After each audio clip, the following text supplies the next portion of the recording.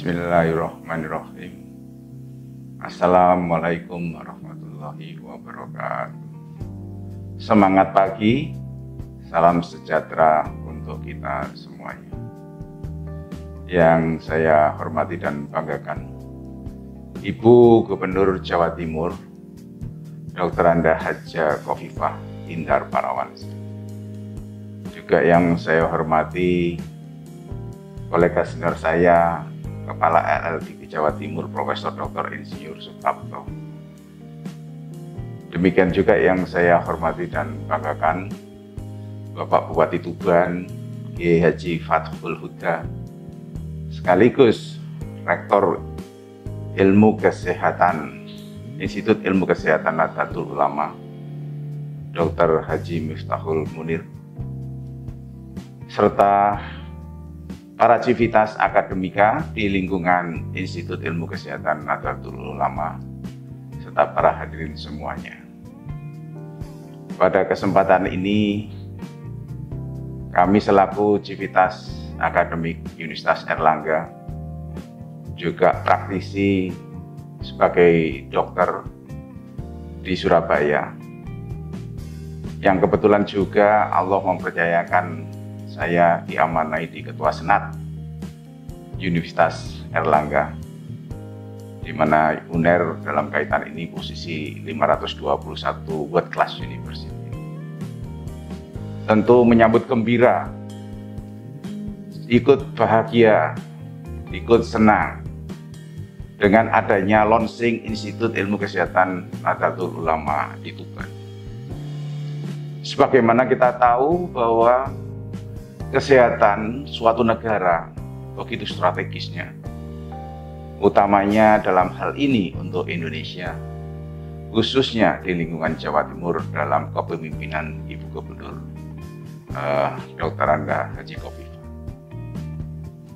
Strategisnya ini sangat menentukan nasib bangsa, karena kesehatan adalah tonggak utama aktivitas seluruh kehidupan.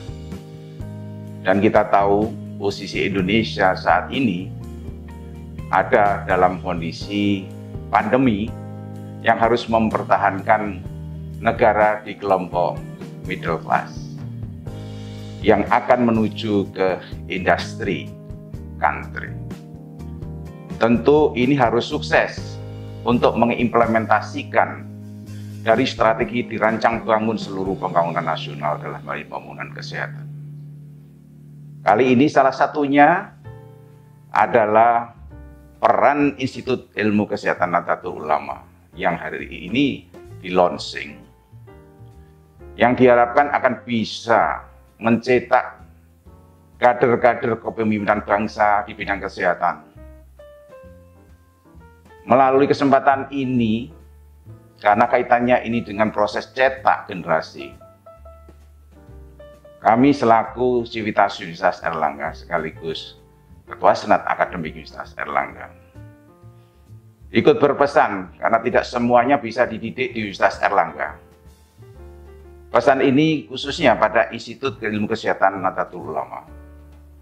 Disadari bahwa ada 6 kompetensi yang harus diperhatikan saat mencetak kader kepemimpinan bangsa dalam hal kesehatan. Tanamkan setiap alumninya pada posisi selalu sebagai pelayan yang excellent.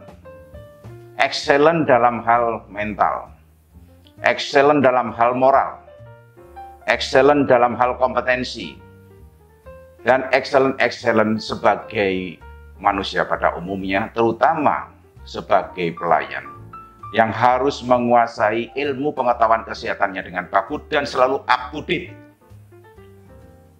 Yang berikutnya, ketika melayani hendaknya selalu berpikir komprehensif, baik itu memprioritaskan urutan jangka pendek, jangka menengah, dan jangka panjang.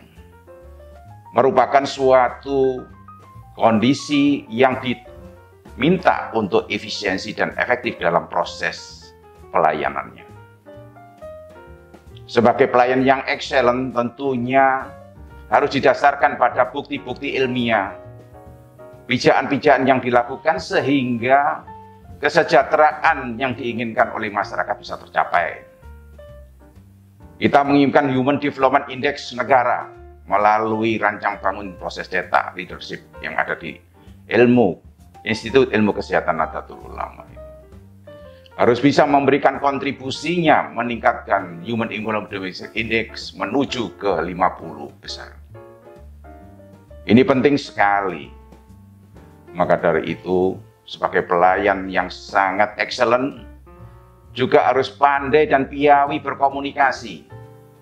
Berkomunikasi dalam hal formal maupun non formal. Non formal dituntut oleh suatu kesantunan, keluhuran.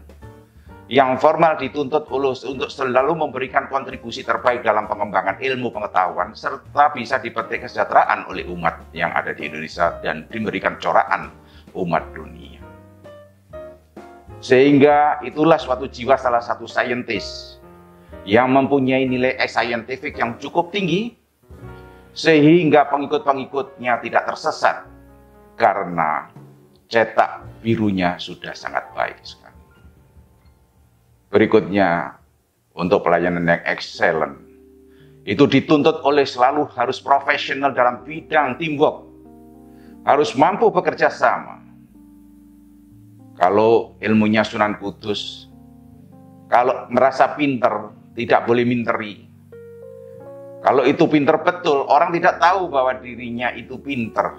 Taunya setelah melakukan sesuatu, tapi yang mengatakan adalah orang lain bahwa diri kita itu pandai. Kalau kita merasa powerful atau yang dikatakan istilah orang Jawa itu sakti. Jangan sampai orang tahu itu sakti, seperti padi semakin isi menundukkan. Itu artinya low profile high product. Dan tentunya sebagai manusia khalifah Allah, ketika kita diberikan pusaka kepandaian, tidak boleh untuk kepentingan dirinya sendiri, tapi justru dipentingkan untuk kesejahteraan umat bangsa. Itulah pesan dari kami selaku Civitas sebagai scientific di bidang ilmiah baik di nasional maupun internasional. Pegang 6